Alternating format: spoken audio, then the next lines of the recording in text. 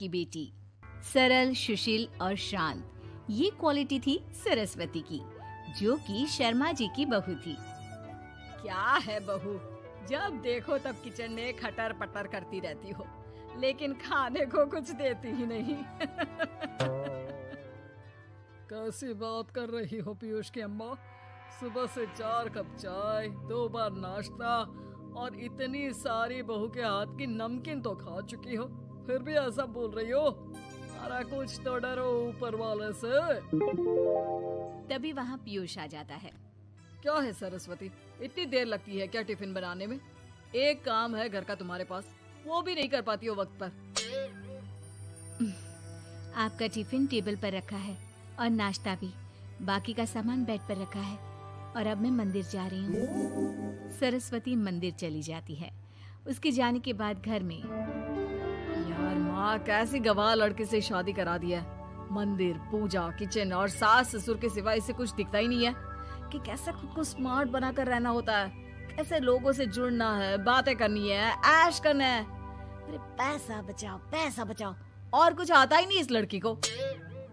जो क्वालिटी तू गलत तरीके से बता रहा है ना, दरअसल एक अच्छी गृहिणी की वही सारी अच्छाई होती है बेटा।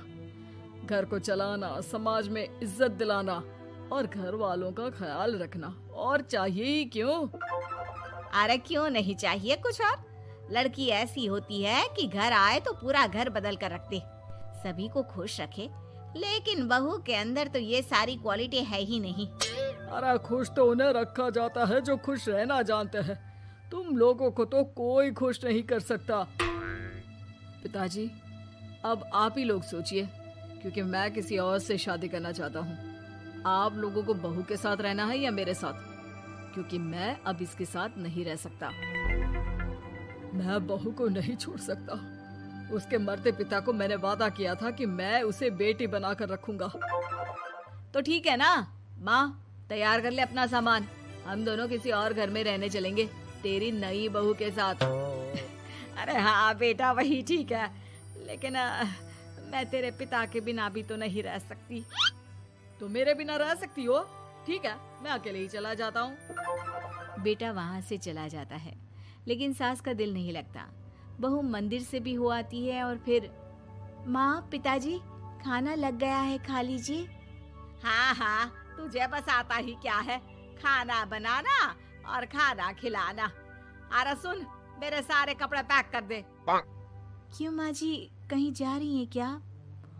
हाँ बेटे, ये अपने बेटे के साथ रहने जा रही है, लेकिन घबरा मत, तेरा पिता तेरे साथ है।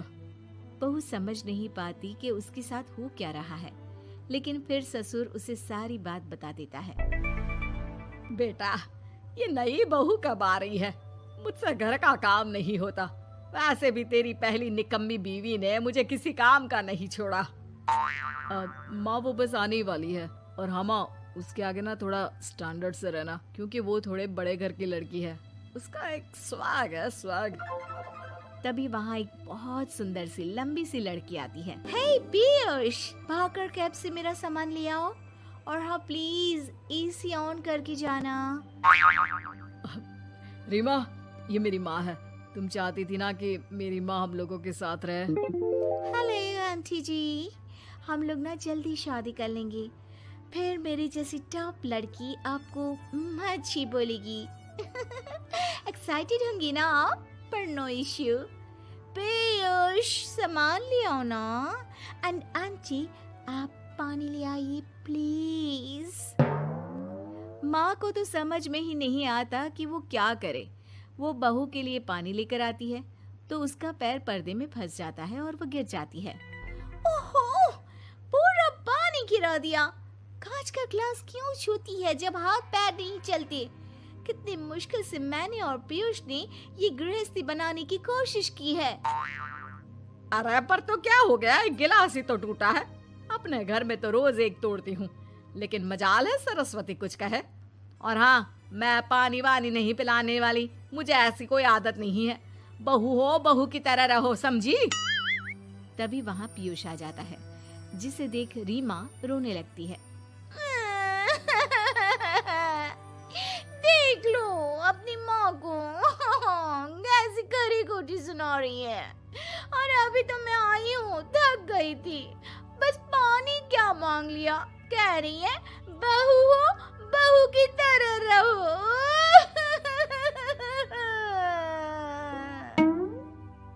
अरे यार माँ, समझा कर लाया था ना कि कैसे रहना है। माँ ऐसा करोगी तो मैं भी नहीं रख पाऊंगा तुमको हमारे साथ। वैसे भी आप ये समझो कि रीमा ने खुद कहा था कि माँ को साथ रखना। अरे हाँ हाँ बेटा, वो सिर्फ इसलिए कि मैं घर का सारा काम करूं, बैठे बैठे इस महारानी को खाना पानी दूं। वैसे भी मैं जा रही हूँ, मुझे तो इस लड़की की शक्ल भी अच्छी नहीं लग रही। मेरी सरस्वती के आगे तो ये कुछ भी नहीं है। निकलो निकलो यहाँ से। मैंने सोचा था बिना पैसे का नौकर मिल जाएगा, लेकिन नहीं, कुछ लोगों को आदत होती है फ्री की रोटी खाने की। निकलो यहाँ से। पीयूष, धक्के मार कर निकालो इस औरत को यहाँ से। अरे ये कैसी बात बोल रही हो रीमा? ये माँ है मेरी, माँ ना थोड़ी जिद्दी है। अरे वाह बेटा वाह, अभी भी तुझे मेरी ही गलती दिख रही है ना? कोई बात नहीं। माँ वापस घर आ जाती है। बहू, मुझे माफ कर दे बेटा, वो तो शैतान का नानी है। माँ, मैं उनके बारे में कोई बात नहीं करना चाहती। ये मेरा मायका है। अब आप लोग मेरे माता पिता। मैं हमेशा यहीं रहकर आप लोगों की सेवा करूंगी। नहीं नहीं बेटा, हम करेंगे तेरी शादी किसी अच्छे लड़के से। अरे कोई जरूरत नहीं है, मैं देख कर आई हूँ जो हालत है ना पीयूष की, वहाँ नहीं टिकने वाला ज्यादा दिन। ना टिके वो उसकी मर्जी, लेकिन मेरी बेटी इतनी गई गुजरी नहीं है जो उसे कभी भी छोड़ो और कभी भी वापस आ जाओ तो वो तुम्हें अपना ले। अब ज्यादा ही हो रहा है आपका। माना मैंने गलत किया बहू के साथ, लेकिन वो उसका पति है। और फिर कहावत है ना, सुबह का भूला शाम को वापस आ जाए तो उसे भूला नहीं कहते। तभी वहाँ पीयूष आ जाता है।